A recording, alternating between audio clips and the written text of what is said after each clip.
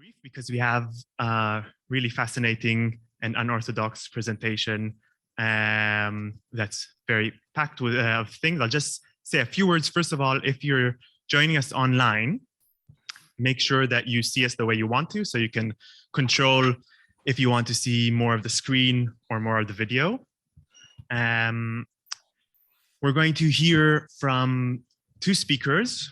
One of them is Dr. Vivi Lax, who is a historian of the Jewish East End. The second is Katie Power, who is a PhD student at the University of Southampton, researching the Yiddish theater.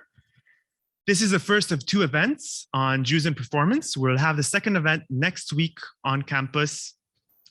Next week is going to be looking at casting Jewishness, so all sorts of questions around who performs Jews, does it matter, does it not, why, and so on.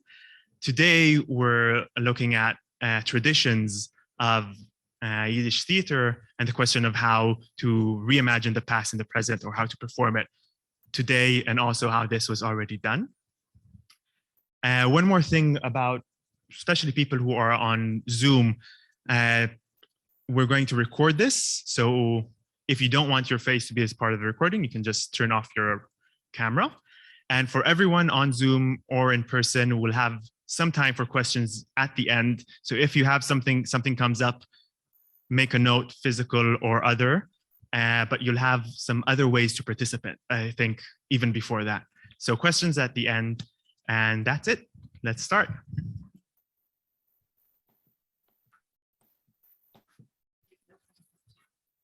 Thank you, Uri. So I told Katie that I was going to do all this without any notes, so I thought I'd just bring a few on the stage with me.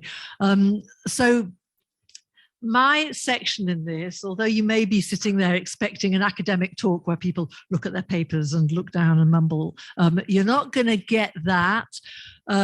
It's going to be more of a few ideas and then some examples, and then maybe a little bit of pulling apart what was going on. So the first thing I want to ask is really, why do you bring stuff from the past into the present? Why do you bring Yiddish material that was performed over 100 years ago and bring it back to perform it today?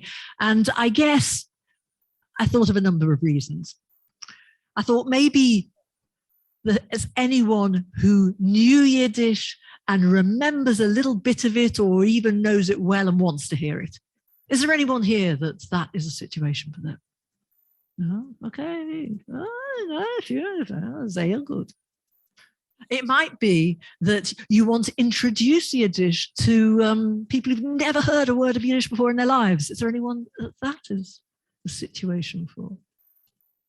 Wow. That's very cool. So it might be to let people know that there might have been a very vibrant English music hall between the sort of mid-1800s and the First World War, but there was also a Yiddish one. Did anyone know that? Oh, she knew that. She knew that. It might be to give a history lesson.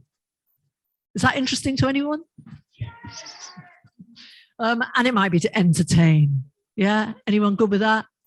All right, excellent. But what I thought I would do before I start, and this is quite heavy carrying all this, I'm just going to talk to you a little bit about what you're meant to be doing. Because you are an audience and you're going to see some music hall. So you need to know how to behave, yeah?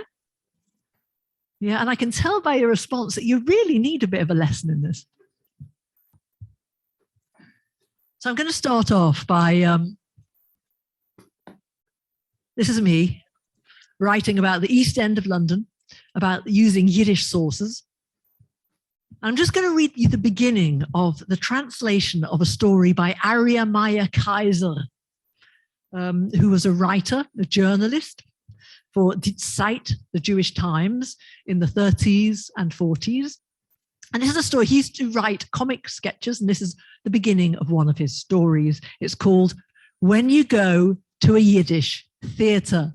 And you're about to hear what you should have brought with you, but you didn't. When you go to a Yiddish theatre and are shown to your seat, just stay in it. Don't wander off in search of any other entertainment, or you could suffer my fate.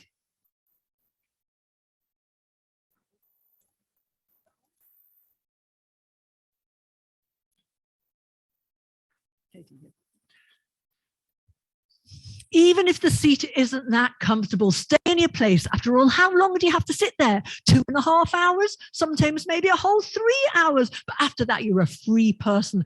And at home you can sit wherever you want, your favorite easy chair with an eider down. But there are ways to deal with the myriad of troubles that happen in the theatre.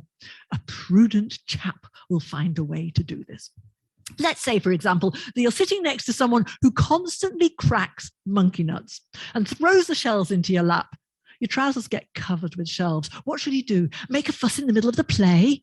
Run off to another seat? No, no, no. You must simply take a brush with you to the theatre and every few minutes brush the shells off your trousers and the person will have finished eating soon enough. Or it could be in summertime when the watermelon's in season and you have a seat next to a woman holding a large red watermelon. In the middle of the play, the woman cuts up the watermelon and just for a moment lays half of the watermelon in your lap and the second half she puts piece by piece into her mouth. What should you actually do? Do you take the watermelon and throw it on the floor? No, no. A gentleman doesn't behave like that. Be quiet. Leave the watermelon in your lap and look at the stage. You can be sure she won't leave the watermelon with you because she hasn't finished it. But what if the watermelon leaks and you find yourself in an awkward situation? Well, I've got a solution for that as well. Take with you to the theatre a waterproof apron. And as soon as you sit down, spread it over your trousers. So you know the things you haven't brought, right? Waterproof apron and a brush. No one's brought them? Oh dear. If you're sitting upstairs in the gallery and you see a friend of yours downstairs in the stalls, someone from the old country, and you want them to know that you're there in the theatre, don't get up and rush downstairs. It's better to shout down, catcall, whistle or roar, but don't move from your seat. If your landsman doesn't hear you, then try and throw a banana at him. I mean the skin, eat the banana first. If it hits someone else, not him, don't give up. Just try and try again. Eventually you'll get him. So I've shown you how you can sit in your seat quite comfortably and peacefully enjoy the play without having happened what happened to me when I went to the Yiddish theatre. So that's from Aryeh Meyer Kaiser.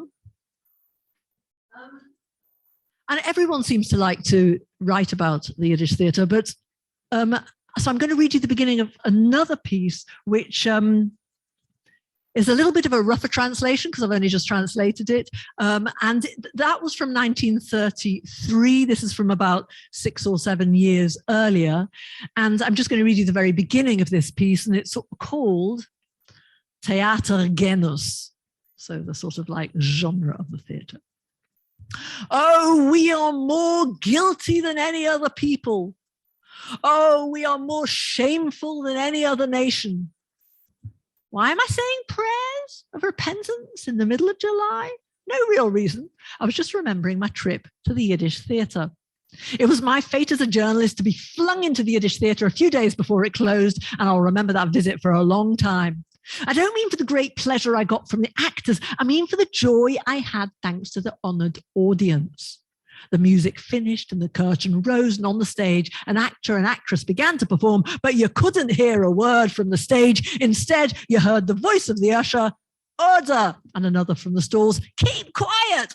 One from the pit, quiet, and a voice from the gallery, shut up.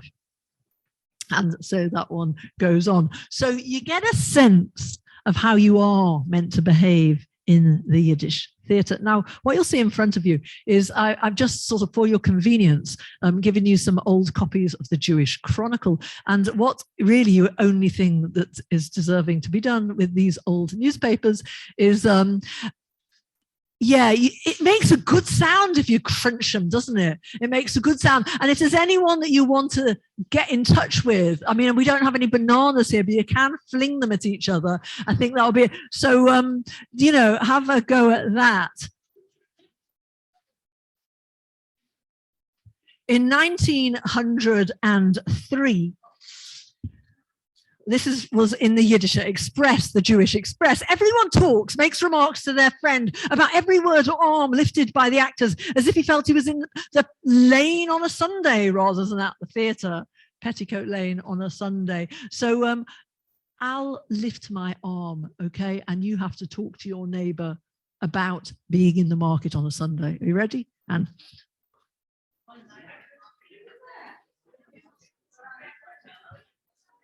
the audience is noisy and demonstrative, as Jewish audiences invariably are everywhere. Everyone is talking, laughing, and chattering. The Jews don't know how to sit in the Yiddish theatre. Everyone shouts, bawls, and interrupts. The noise never stopped. It was not silenced, but only subdued by the rising of the curtain. So now I'm going to introduce you to Rebecca Waddell. Rebecca Waddell is a fantastic pianist. She is going to play something in 1 minute, and I am going to now read you the most interesting thing you will ever hear about the Yiddish theatre. It's an analysis of it, which is actually in more depth. It's a particularly interesting piece. The thing is that no one is going to hear it, right? So, noisy, 8 straight high. Pavilion last week, there were posters of the Yiddish theatre with a man dressed as a woman in different poses. The play was like a pantomime, unnatural, depressing. I don't know what to call it, because although it's billed as sad, it's not a tragedy, and it's not a comedy. But people are titillated and they laughed. It wasn't an opera, and the melodies were very, very weak. Sketches clawed together, and also laughing on the non-Jewish stage. They make it as natural and close to life as possible. Here we do it completely opposite. Okay, so can anyone tell me what I was saying? Excellent. So now you know how to behave in the Yiddish theatre. I'll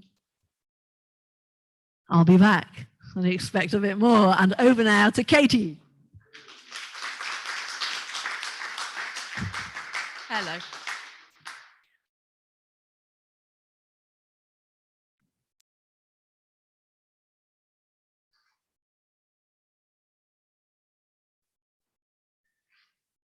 Hello. So thank you, Phoebe, for that. That was incredible.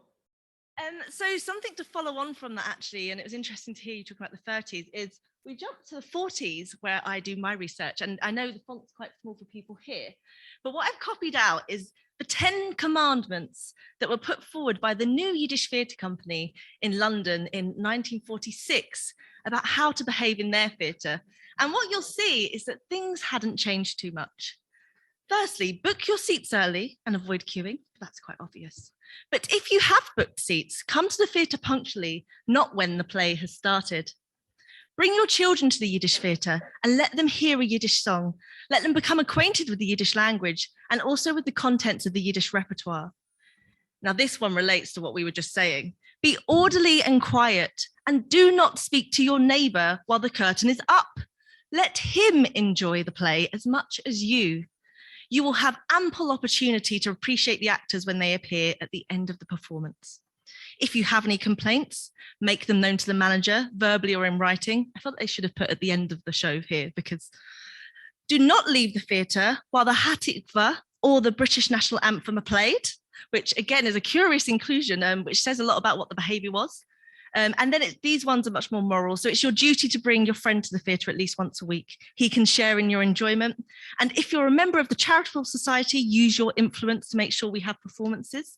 Remember that the Yiddish theatre is not only for your amusement, but it is also a very important factor in life of the Yiddish people in London.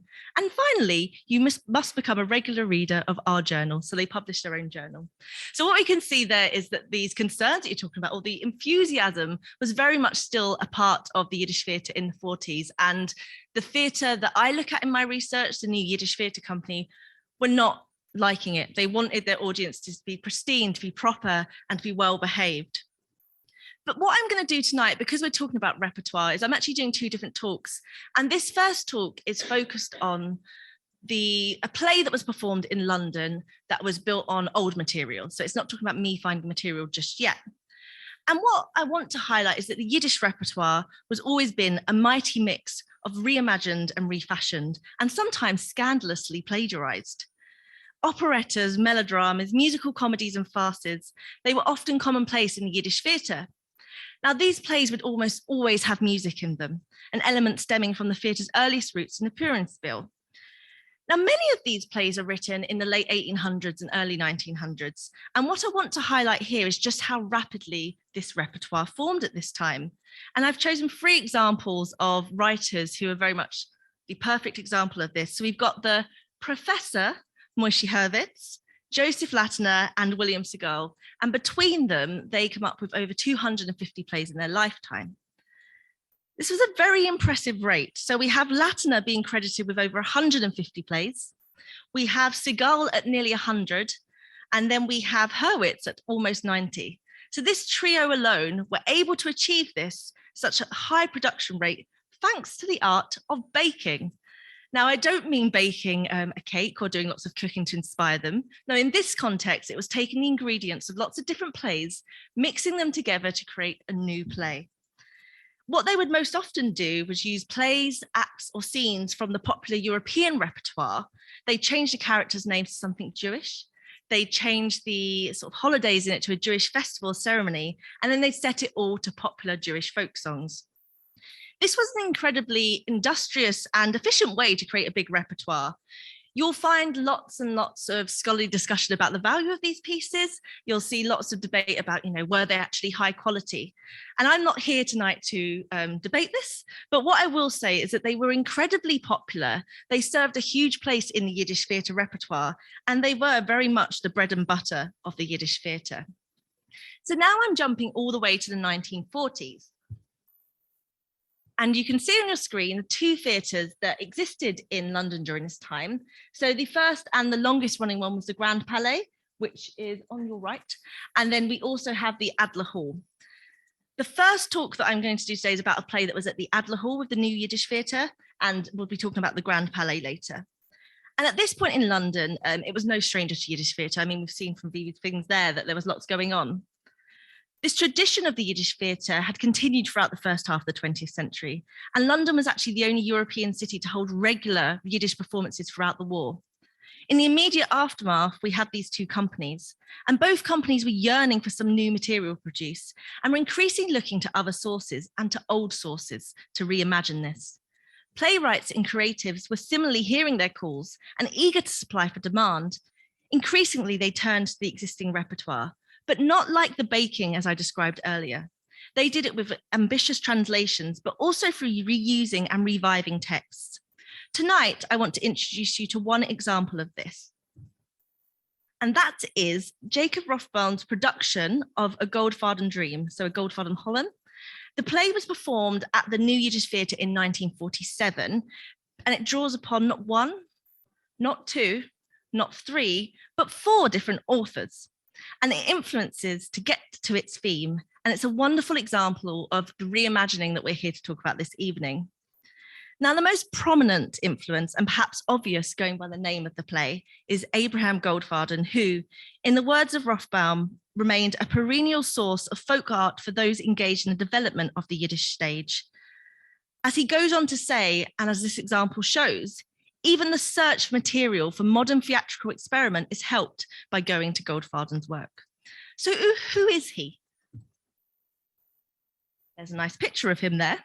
So Abraham Goldfaden, also known as Avram Goldfaden, he was born in 1840, and he was born in Ukraine. He's the so-called father of the Yiddish theatre. And summarizing it very quickly, he'd moved to Romania. He came into contact with folk singers, including the Broder singers, who were active in Yiddish folk performance. He then began to develop theatrical pieces alongside this music. And from there, he slowly started to build a repertoire that's been known as the beginning of the modern Yiddish repertoire. By 1880, his troupe was touring extensively throughout Russia. His legacy is long lasting. A Goldfaden Dream is not a traditional presentation of one of his well-known operettas, but a new interpretation. And as Rothbaum calls it, it calls on the Goldfaden motif. But the majority of this reimagining of Goldfaden's work was actually done by another well-known individual of the Yiddish cultural scene, the prominent Yiddish poet and playwright Itzik Manga. There he is. So Manga decided to craft these characters and motifs together, building upon the originals from Goldfaden. And one thing I really want to make clear is that these motifs from the Goldfaden plays would have been very much well known. So you as an audience would be familiar with all these figures in this idea because they were folk figures, but also in the same way we might be familiar with tropes of fairy tale, they very much become that. So he took this play and he decided to make something new of it. He was bored with what was there and he decided to work with the origins of the Goldfaden plays. So he worked with the Kishef Macharin or the sorceress, mainly of the characters and the fairy tale motives, but also many others. And he created a new play, Hotmak Spiel, which is a play that becomes the core body of the text. But finally, there are two other authors who are involved in this reimagining. And these are far less well known. These are the writers and poet Gershon Einbinder and Borek Fenster. Now, as you can see, I don't actually have a picture for Fenster, and I feel a bit guilty for that. So if anyone knows of any pictures of him or anything more of him, I'm very happy to hear these afterwards. But these are four minds. We have one, Goldfaden, as the inspiration. His characters live in the play. Then we have Manga's view, his interpretation, the creative genius behind the reimagining. And then we have Einbinder and Fenster responsible for shaping it and bringing to life the vision. So how did this actually work on stage? Come on. So I'm going to try to explain the plot to you now. It's quite convoluted, but it's quite fun. So the play is listed as a comedy fantasy, which alternates between realities and dreams, between serious and hilarious. It's made up of many scenes, and I'll try to summarize these for you now. The opening scene is set backstage at a modern Jewish theatre, and we meet a prompter named Oizer, who is lovingly dusting off the costumes next to him of the seldom played characters of Goldfaden and reflects upon the good times of the old Jewish comedy tradition. Mr. Hopke, the director of the theatre, emerges and urges Oizer to throw out these old rags. He says that the costumes are no need for them anymore and they must make room for costumes of his own for new production.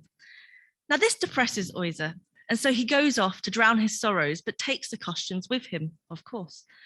And along his way, he falls asleep and thinks about his old friends from the Goldfaden plays. The witch, Bobby Yakni, the simpleton of Kuni Lemel, the peddler Hotchmak, and the unhappy orphan Mirele. And so we begin to emerge into a dream. So we reach scene 2, and we're at Mirele's home. Oizer, in his dream, learns from Mirele that her fiancé has disappeared, and that her stepmother and the high priest are urging her to marry Kuni Lemel.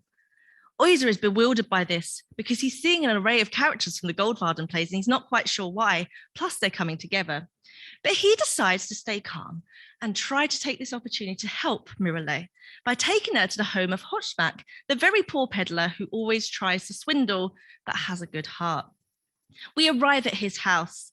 It's chaotic. Hotchmak is with his 3 daughters, but he's trying to make them forget their needs. Now their needs, and a travesty for any father of the time, was a dress, a pair of shoes, and a groom. Oizer talks to him. He convinces him that the old days are worth pursuing and that he can come back to help his daughters, but first he must get Mirele to find her fiancé Marcus. So they set off to the marketplace. It starts to get a bit strange here, but I'll talk about this a bit later, so do try to follow. Hotchmak meets 2 other men by the same name who are identical to him and have the same problems, so there's 3 of them now. Together, they try to barter for some linen and they fail because they're trying to do it on credit, but they're given swatches, they're given samples of this.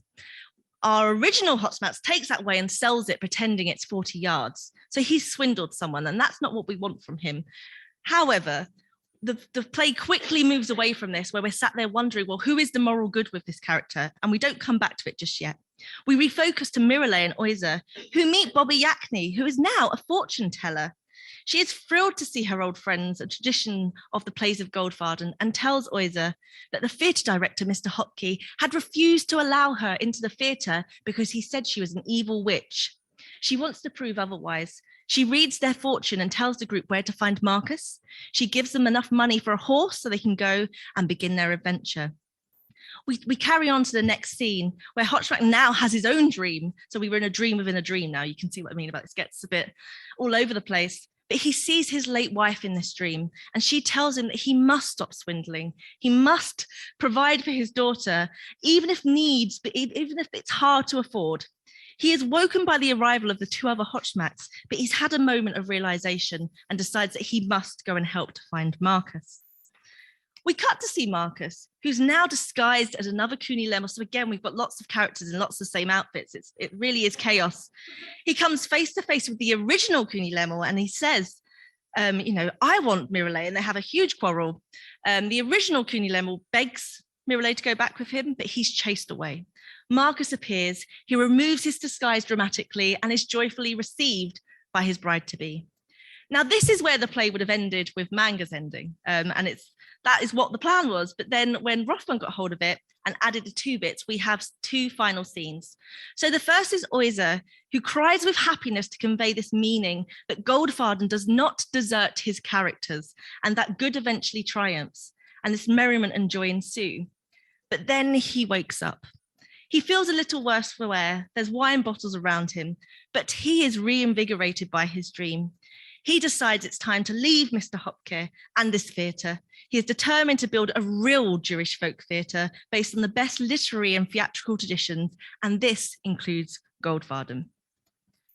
Now, there is so much textual analysis I think you could do of this play, and in the short amount of time I have here, I'm not able to do that, but that's for another talk.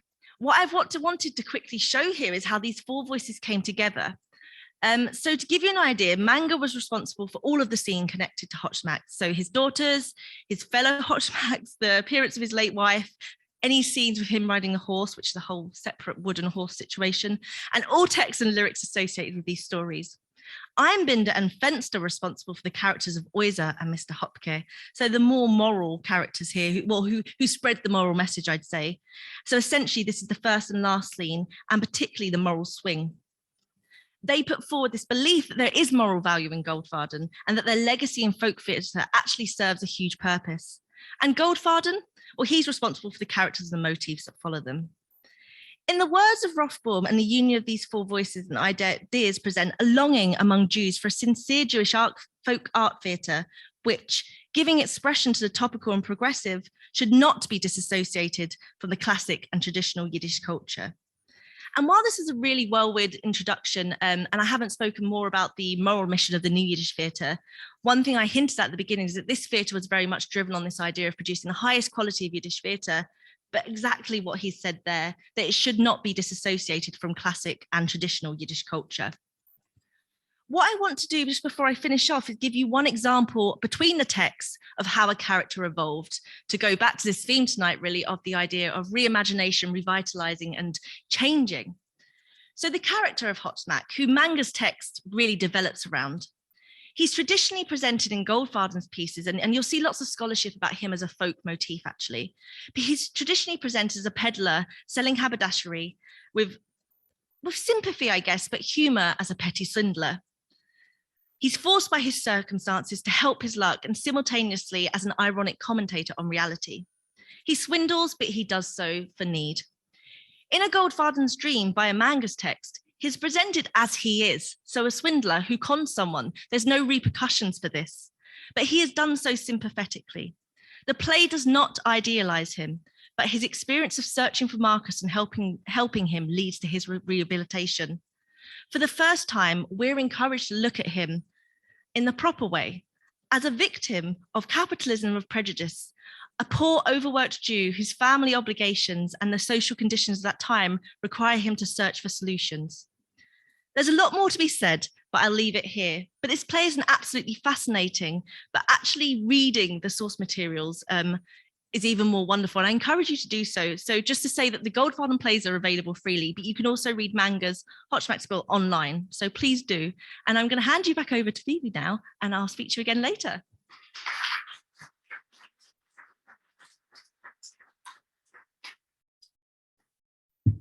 Thanks, Katie. Yeah. So next one. So As an academic, I look at Yiddish sources from the East End. So they might come from newspapers, they might come from song sheets and songbooks, and I try and look at what they tell us about, I guess, bits of history that we might have missed somewhere, because they tell us, or maybe not completely missed, but there's an angle that they give us on it. And partly that's coming through the entertainment. So what we get also is an idea of where the debates lie. If it comes into entertainment, what is it that people are talking about? Now, as a performer, I'm taking some of this material and I'm trying to perform it today. And the question is, what are the issues that come up when I take this material? I don't want to be giving a history, well, I do want to be giving a history lesson, but I don't want people to know that I'm giving them a history lesson. And so how do I engage with that material today?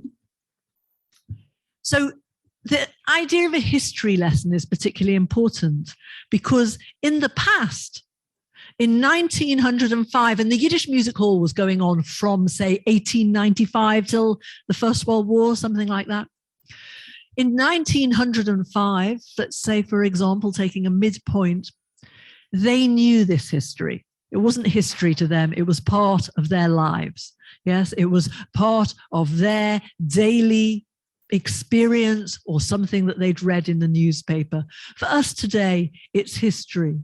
And yet, when we see some of these songs, we really get a sense that they're actually giving us, they're thinking of us in the future, going back, saying, what are they going to say? Because they're really fascinating and in a lot of ways very different to English Music Hall, but also having a very strong connection with English Music Hall.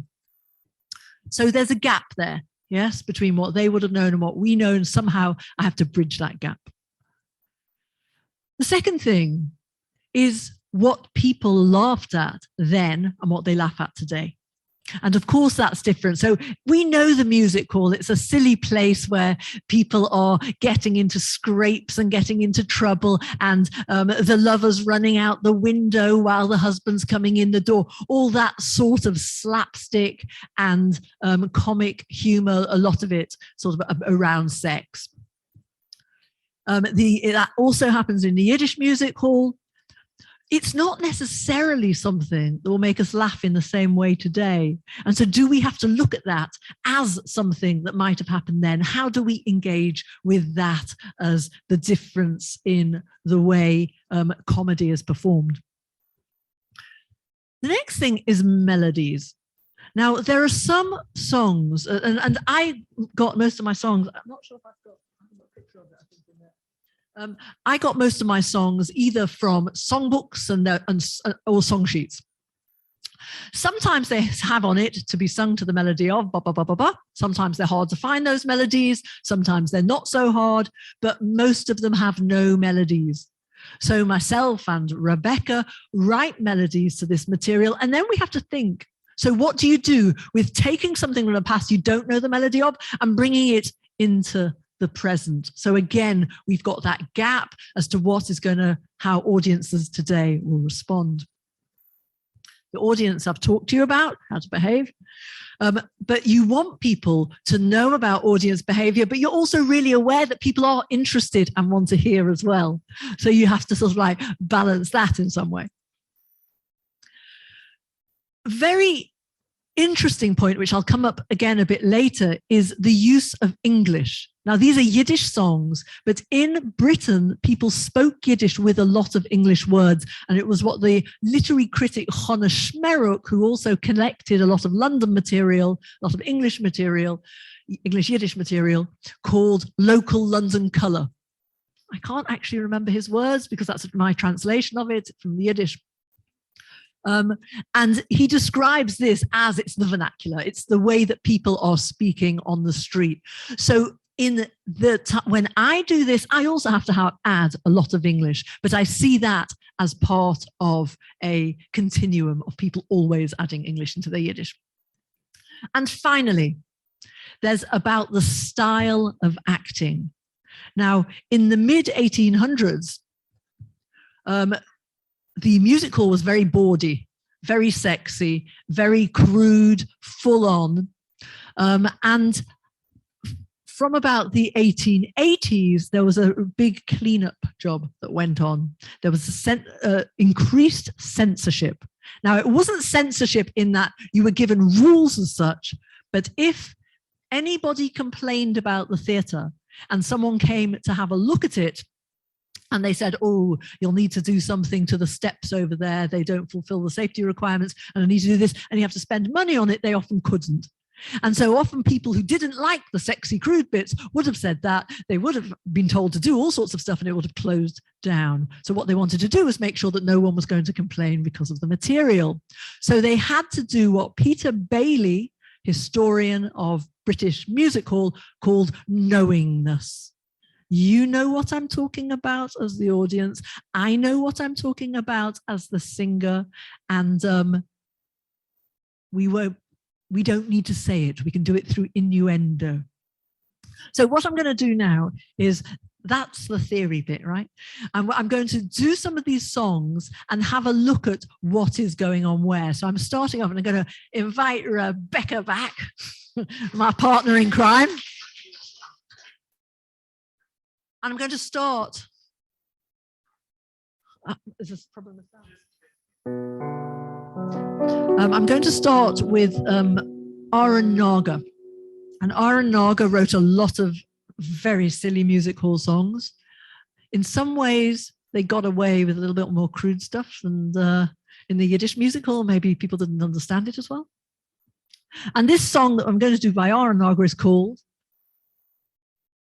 Frag nit kein Kachanas. Don't ask daft questions. And this, interestingly enough, this is a history lesson, this song. It's extraordinary. This is about what happens to a religious immigrant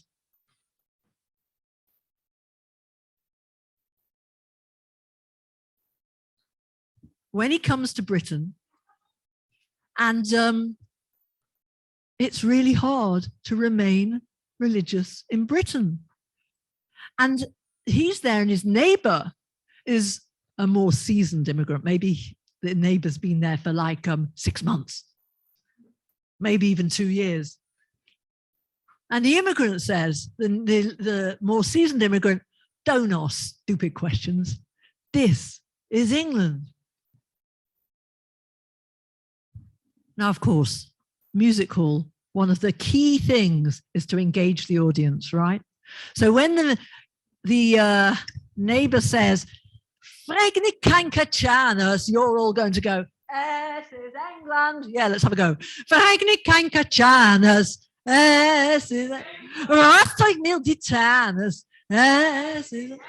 And I'll sing on, and then I go, at the end, you go, "England," right? You'll get it. You'll get it. Let's just do it. Okay.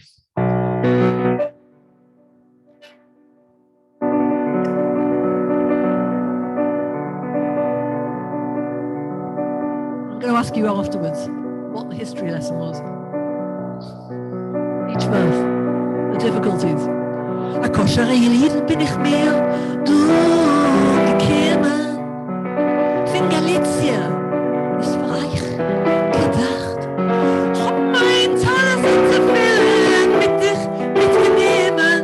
In 3 Jahren hab ich mich betan.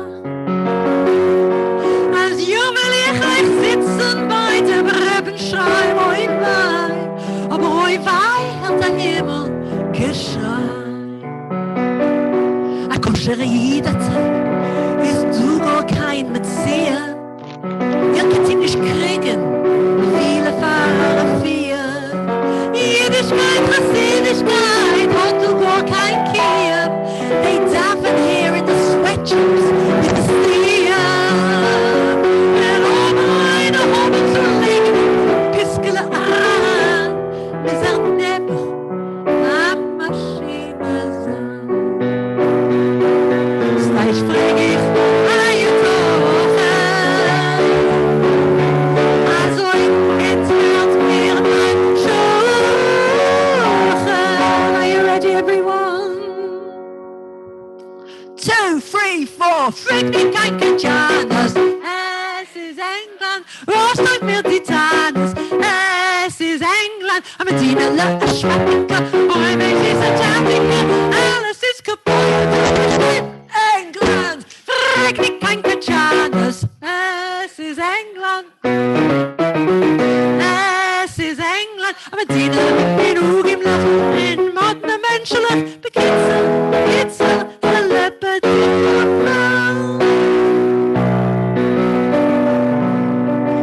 Riedel bin ich mir, ich hab noch gewiss fin Bücher in der Heide mit, was ich zu sein.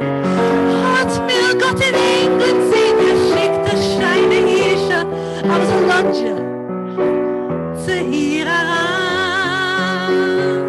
Aber heute bin ich gewinn, rein fin aller Freundes, aber heute hält der Himmel geschreit. The Arbeit, the husband goes off to work. He feels feeling, ja, da. Witzele, kitzele und sie geschleppt zu sich. Ich sag der Ärmes, es hat gehackt der Ruhe. Wenn der Mann ist gekommen von der Arbeit, den hat gesehen, der Ruben, was ist du geschehen? Vielleicht bring ich eine Toche. Als du fällt mir mein Schuh. 2, 3, 4, flieg nicht kein Kajanas. Es ist England, rostrück mir die Zahn. Aber Dina la Schmattinka, oi, wenn sie so Tapinka, alles ist gut, du gestellt. England, regnet kein Kajanas.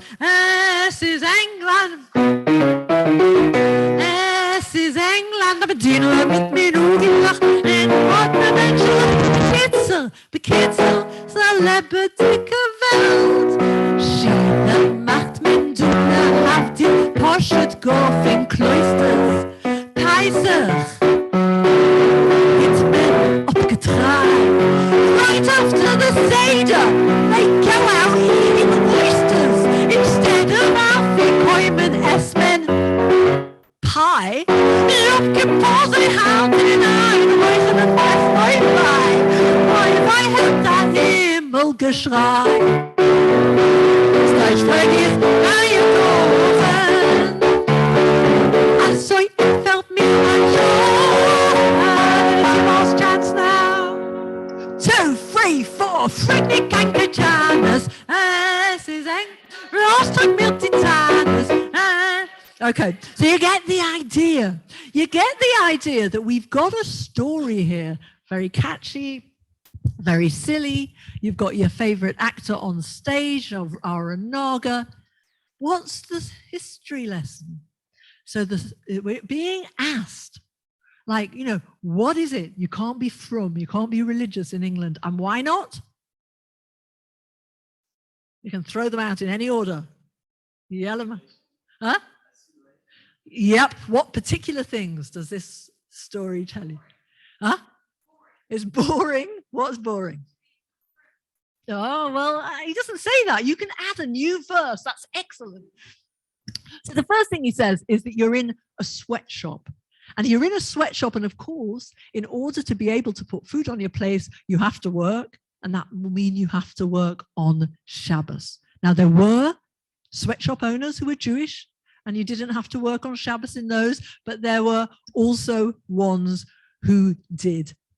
They might have been Jews, in fact, and they had working on Shabbos, and they were also, of course, lots of non-Jewish sweatshop owners.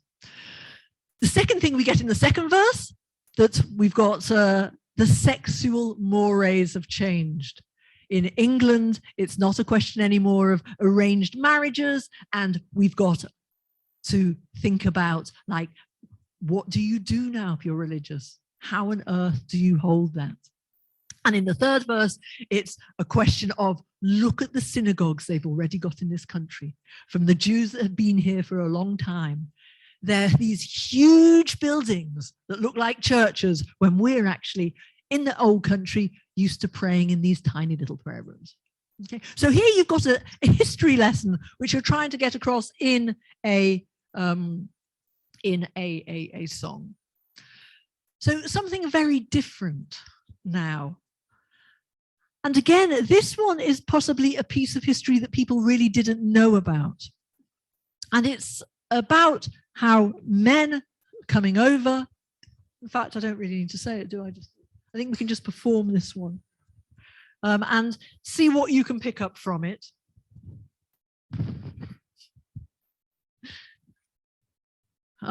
This is actually a very modern religious woman's hat, but she would have been wearing a little headscarf in the Heim. And we have one character here of a woman who is left behind in England when her husband has gone to who's left in Eastern Europe when her husband has gone to England. And these are just letters by Joseph Markovits, another prolific figure. Mein teure Mann, my dear husband, I hope this letter finds you happy, that the trip over was easy, that you're there and you've found somewhere to live, and that you found a job, and that you're going to send me some money. My dear darling husband, please write back to us. Send us some money. 3 months later. Mein teure Mann, you scoundrel, we've heard nothing from you. I don't even know if you're still alive. I cry at night with worry. But you don't write. Are you there?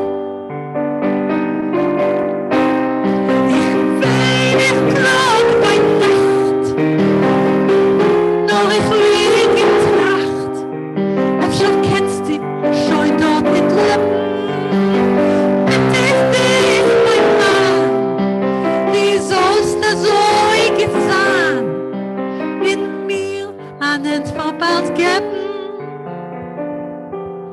Oi, die Brivalach von Russland seinen, viel mit Leiden, viel mit Schmerz, als man nimmt da Brivale in die Hand.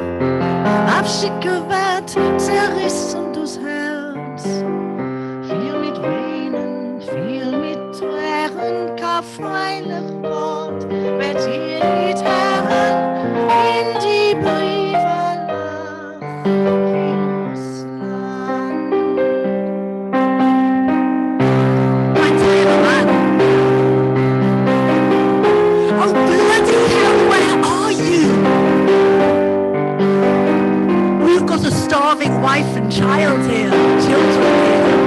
I've pawned all your belongings, including your calice, your prayer shawl. But you don't write. Ich weine Klage bei Nacht. Ich lieg in Tracht. Hab schon kennst du, dann schon nicht schlimm. Versetzt hab ich schon alles. A viele, dein Talles. Aber mir an etwa nicht gib. Oi, die Brivalach von Russland seinen, viel mit Leiden, viel mit Schmerz, als man nimmt da Brivale in die Hand.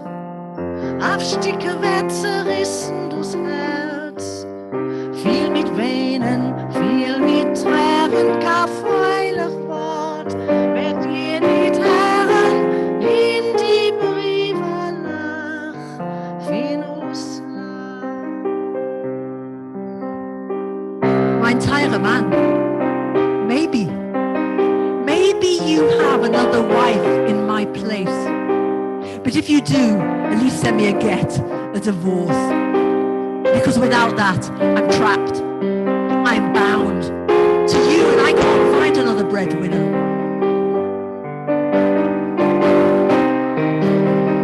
Nimm mich zum Maschine in die Gorn am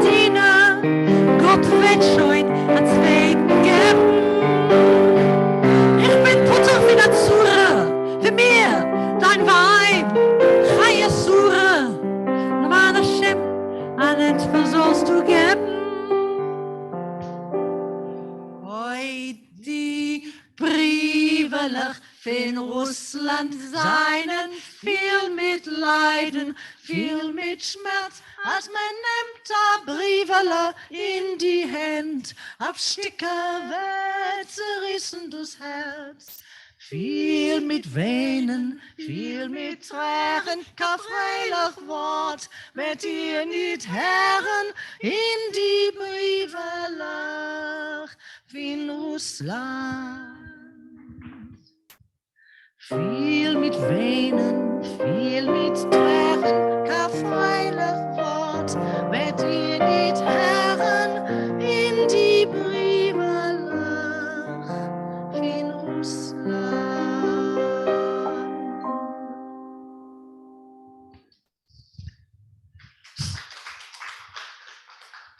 So we have a song here, which is essentially a sad song. And what they really fully expect the audience to do is they laugh at one song, they giggle at the sexy bits, they flirt with their neighbor, and then they cry their eyes out. And this all happens one after another in the music hall. Now, just to say, the music hall is not the theatre. The theatre might have been bad, but the music hall was considered the lowest of the low. So you have maybe the literary theatre, the popular theatre, and then the music hall. But people go there because it's cheaper. It tells them of their experience, and they get to feel and project some of those and express some of those emotions. Okay, there is one more song, but what I'm going to do is I'm going to pass back over to Katie, and then we'll do the last one. Yeah. Thank you.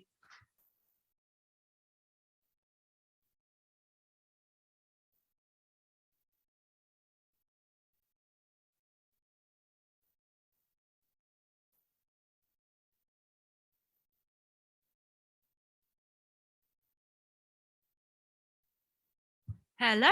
That's a very difficult one to follow on from, I must say. But you can all rest your voices for a little bit. There is no singing in this part, but there will be a song at the end, and there will be lyrics on screen, so you can try to sing, but it's not expected of you. And so it's interesting hearing you mention you have the literary, the popular, and the musical. We're jumping now to the popular theatre in 1943 in London. And I'm going to talk about the play that I talk so often about, and that's Der König von Lampedusa, the King of Lampedusa. And I can see we have some of our old Lampedusa heads in the audience here, so thank you for following along on this journey. Now, it's the Second World War in London, and London had been traditionally very reliant on touring companies actually to get a lot of new plays into their repertoire. But this had been stopped, and London was desperate for original Yiddish plays to be performed. And it was at this time that a London-based correspondent named Samuel Harrendorf became inspired by a news story he encountered. There we go. So the story goes, on June 10th, 1941, RAF Flight Sergeant Sidney Cohen was flying back to his base in Malta when he ran short of fuel, forcing him to land on the Italian island of Lampedusa. The island's inhabitants, having undergone significant bombardment from Allied forces, believed this to be the initial stages of a British invasion, and so they surrendered to Cohen. Now, in his own words, he says, "A crowd of Italians come over to meet us and put our hands above our heads and told us we must surrender. But then we saw that they were all waving white sheets, shouting, 'No, no, we surrender.' The whole island was surrendering to us."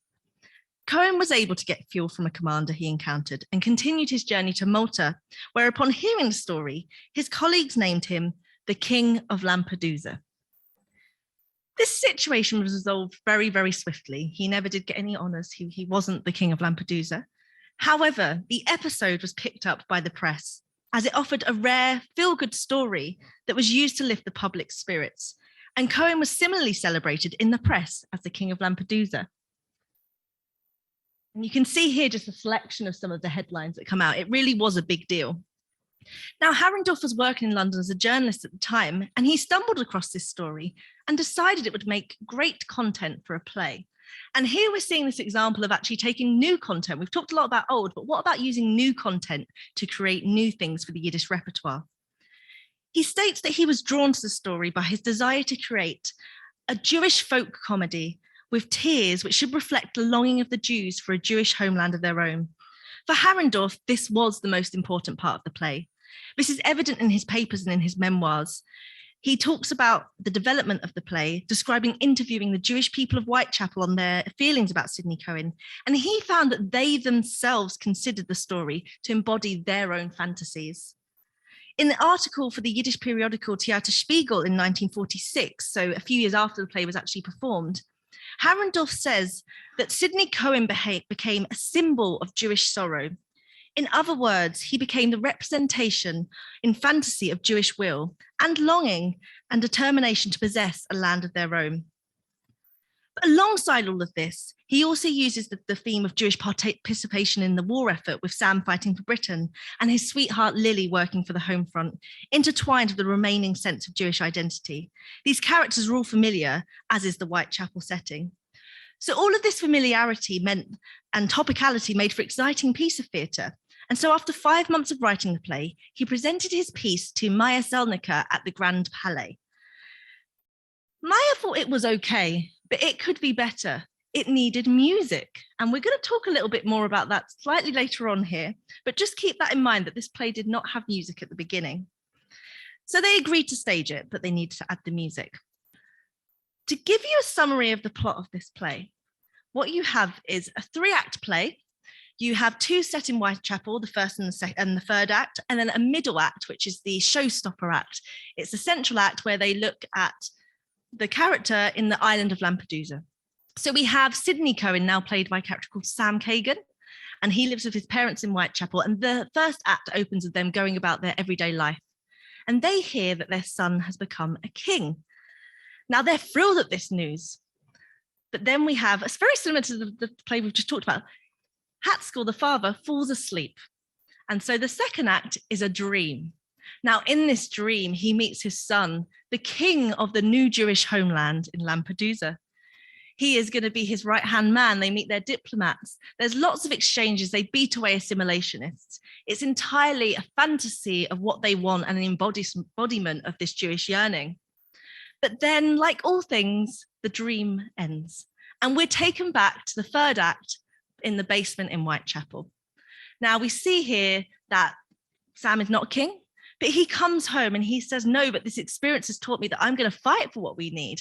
And he gets engaged to his Lily, his girlfriend in it. And there's a big happy ending, as you can expect. It's very much follows this trope of, all these good things happening and lots of celebration.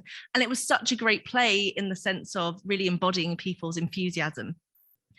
So they spent a lot of money staging this play. They wanted this Lampedusa scene to look amazing. And with the staging sorted, they premiered the play on the 31st of December, 1943. Now, this play, as you may know or may not know, went on to be the biggest success in London's Yiddish theatrical history. It played for over 7 months with 10 performances per week, including matinees. But that wasn't the case initially. In fact, when it first debuted, they decided to close it because it wasn't getting audience numbers. But Harrendorf was a very stubborn man, and he was convinced in his ideas.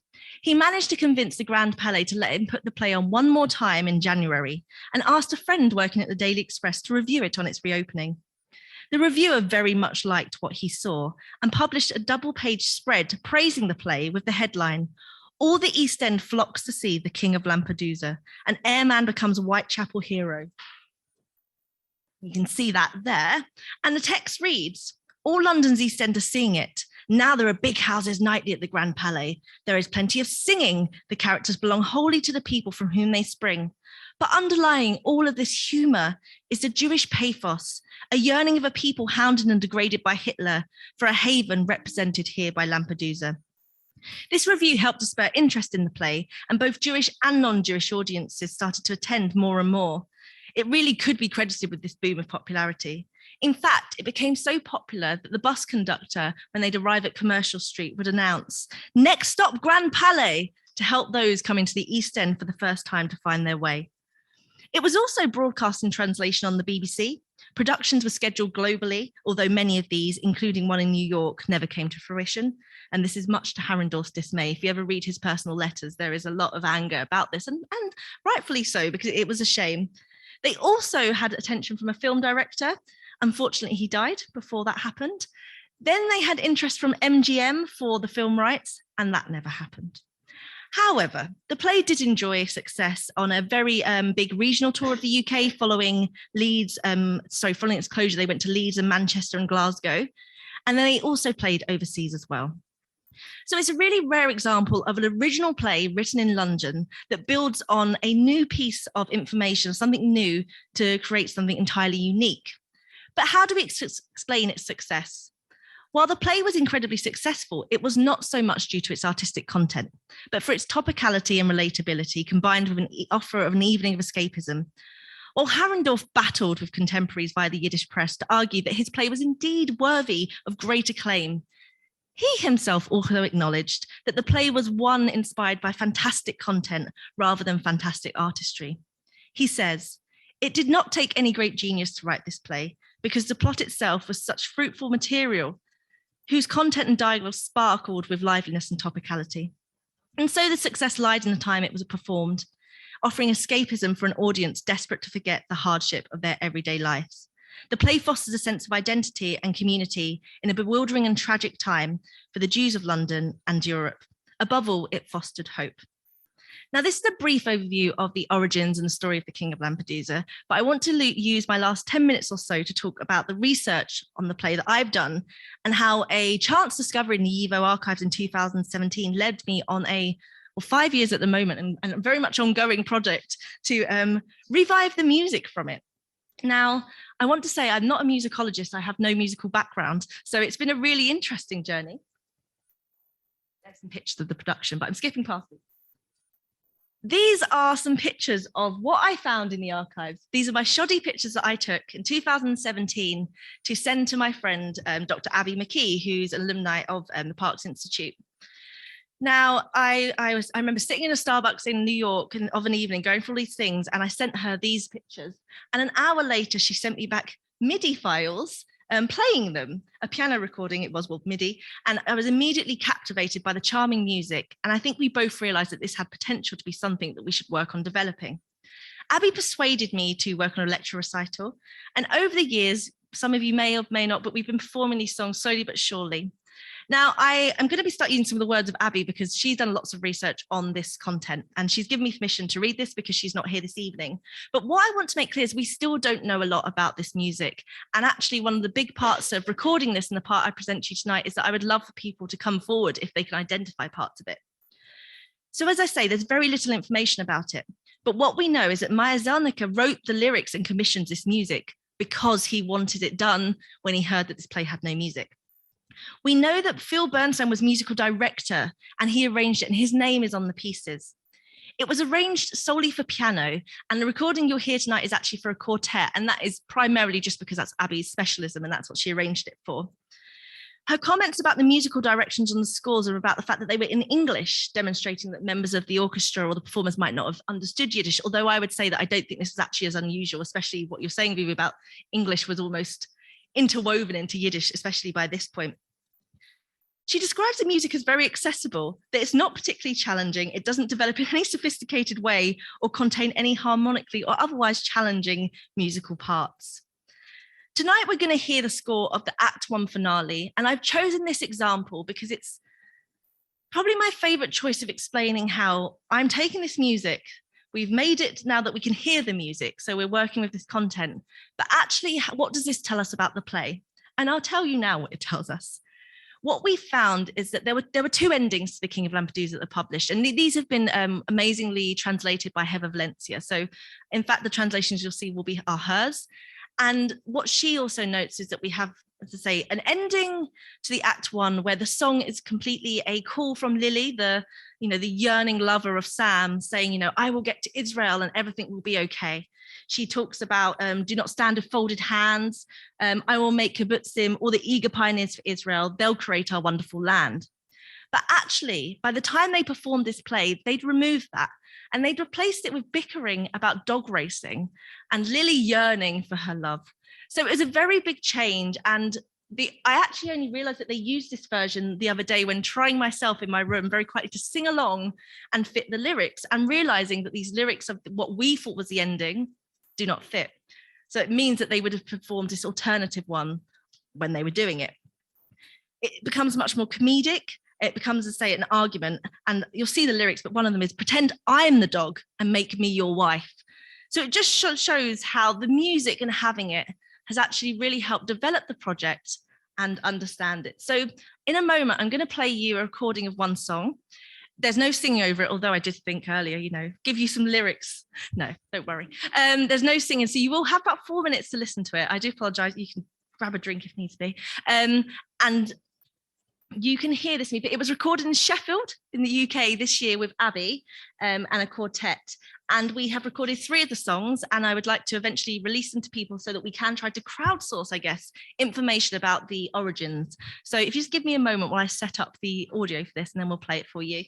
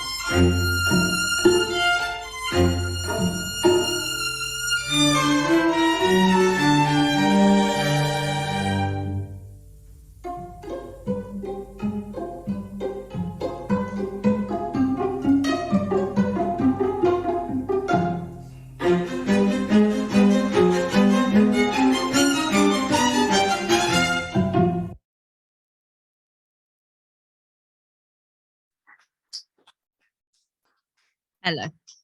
I'll pass your claps to Abby and the quartet there. But I don't know about you, but listening to that even then, so much, well, for me, you can feel the story, you can feel what's happening, you can hear the lover's lament, you can hear the comedic part. And I only put those lyrics to it a few weeks ago. So it's actually coming together slowly based on these scores and working out what's happening. So I'm going to conclude here. If anyone does ever want to see us singing this, I'm hoping actually when we do our live Yiddish performance, I might get this song performed. So there's hope yet. But I just want to say that we've had 2 talks from me, 2 whirlwind looks at a play performed in London during the 1940s. The first makes use of theatrical tradition in the form of Goldfaden and pays homage to his motifs and literally reinvents them. The second took new material, real life material, and created something amazingly successful and popular. It's evidence of the use of material in itself, but it also inspired a new modern wave of rediscovery in my own research. Stumbling across the music and working with the scripts at the YIVO and work already done by Heather Valencia in translating this play has led to scenes being performed and becoming accessible on YouTube. And there's still so much more to do. And I just repeat the plea that if you recognize any of this music or anything like that, do let us know, because we truly believe this is taken from multiple different sort of sources. So that's me done for this evening. And thank you. I'll hand back over for our ending. Thank you, Katie. That was like wonderful. Okay, so we're going to end up with one more song, and I know we're a bit late on time, but we'll live with that. We started by 7 minutes. So this one, I want you to think back to what I said about Peter Bailey, and Peter Bailey was talking about knowingness. Okay, and he was talking about what the term he used was conspiracies of meaning. Okay, so you're going to know what's being talked about. I know what's being talked about, but that is not what necessarily comes up in the lyric. This is a song with no connection to Peter Bailey, but it's actually a parody on Won't You Come Home, Bill Bailey. So I don't know if anyone knows that song, Won't You Come Home, Bill Bailey? Okay, so it's a song where a man is out gallivanting and his wife is trying to get him to come home. This is the Yiddish version of that song. And what you'll notice is that the genders, the sexes are switched. Okay, so it's a man looking frightfully silly on stage, asking his wife to come home. Can we get the PowerPoint up, Katie?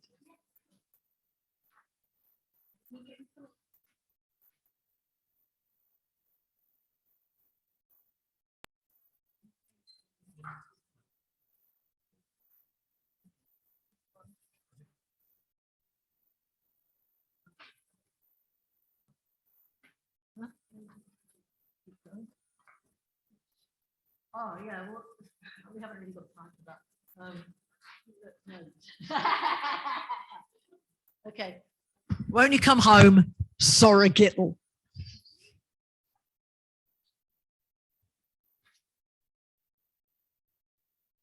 Oh, I have no lyrics on it. Okay.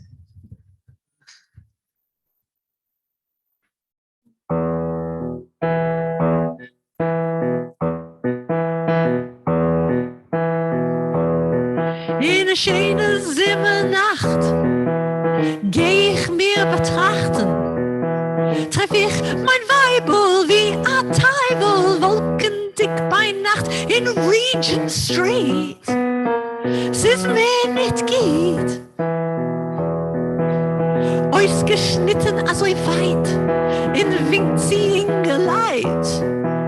Nu, frag ich euch, sie ist uns gleich ein Bruch hier dorthin seid, und ich auf Kurs am Bollebus.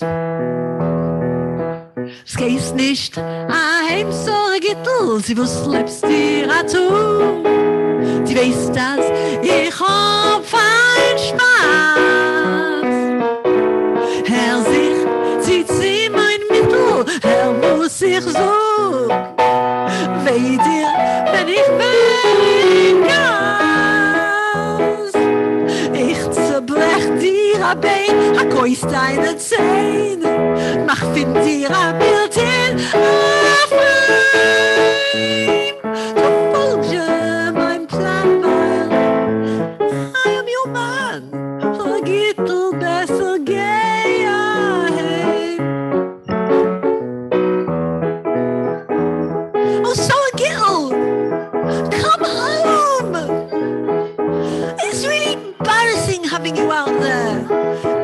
gallivanting with all the boys, gallivanting with all the goys. You know, Sarah Gittel, they're all looking at you and laughing at you. You know, Sarah Gittel, they're looking at us and laughing at us. And you know, Sarah Gittel, they're all looking at me, laughing at me. Men sucht as mein Freund, Tito oft azoi. Wenn ich bin nicht lieb, hat sie lieber schon gesinnten Goy, nur mach's allein. Sie ist too shame. In a public house ist tu's gewein. Ich hab allein gesehen. Und ihr haben getrinken Bier an. Sehr schön. Aber macht ein Gewalt, ein Geschrei geht sie bei.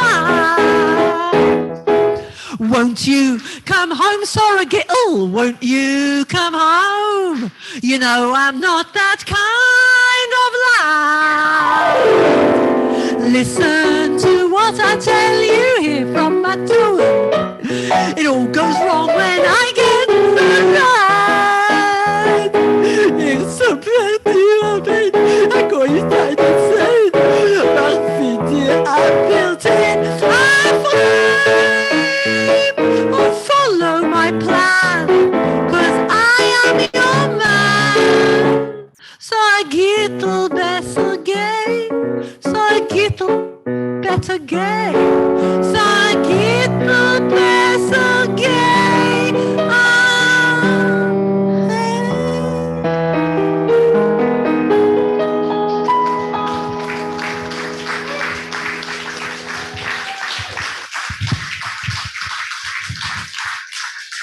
So we have run out of time because we want you to have a bit of time for questions. So Katie, come on up and ask away.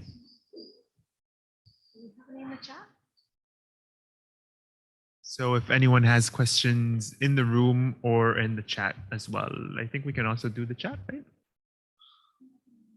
Okay, so if you have some online, you can write it down. And if you have a question here, then let's see.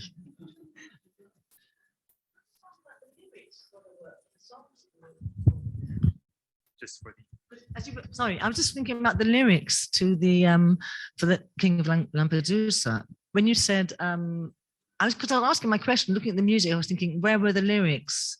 And then you said about having where those lyrics came from. That would be great to know. So they're written on the score, actually. So I might be able to quickly show you and admit someone. 1 second. So yeah, they're written actually on the score. So it's not very easy to see here, and I haven't used those examples typically, but basically in the one for the act one, they're written on it. And that's why, that's how I've slowly paired it together because, and as I say, there's been many evenings of me recently sitting in my room trying to fit it in and make sure I think my neighbors think I've gone crazy. But you don't have it on the other ones. And that's actually a big problem that I've encountered, that we don't have it for the other songs. We know who sings at different times, but not the rest. So yeah. I have a question for Vivi as well. And then I see that we have another question. So you spoke a lot about the audience back then, but can you say anything about the audience now and how do people react? Well, we saw this room, but I imagine there are other rooms that react differently. So if you can say anything about that. Well, actually, I mean, audiences react pretty similar to how it was in this room. I think that people, well, it'll be interesting for me to ask you that because it's whether audiences put themselves in a position of we're watching something from the past and we're finding it funny today, or whether they're actually finding some connections with the material today. I'm not sure in which way that necessarily works, but certainly it feels like it's still entertaining today. Whether it would be entertaining without the background, I don't know. But it's a good question. I think I'm going to do an evaluation questionnaire at my next thing, which includes questions about that. Was there another question here?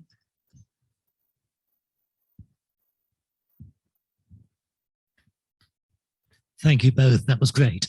A question taking you back to 30s, maybe even slightly earlier, certainly 30s and 40s, about the promotion of Yiddish culture. Neither of you have mentioned and I'm interested to know whether you think it's at all relevant. The work of the Arbeiterbund, the Workers' Circle, which, as far as I have seen, is a significant factor in generating a populist interest in Yiddish culture, which is then built upon by the impresarios with their theatres and their musicals.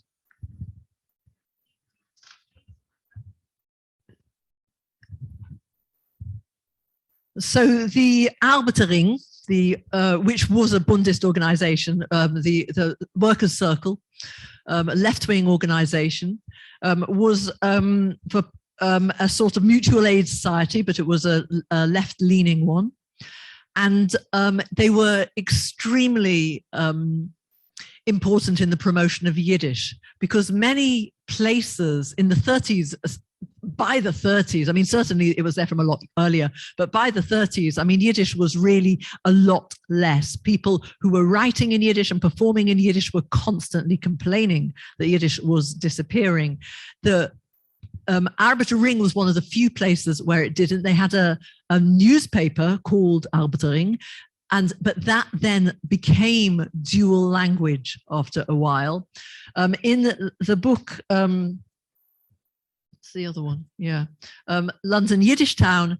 So I translate the short stories of 3 different people. All 3 of them were in the Workers' Circle, or certainly they all spoke there, particularly Katie Brown. And just to say one thing about her is that she was writing stories, but she was, so Kaiser, who I read you earlier, yeah, and they were, she was very involved also in producing theatre.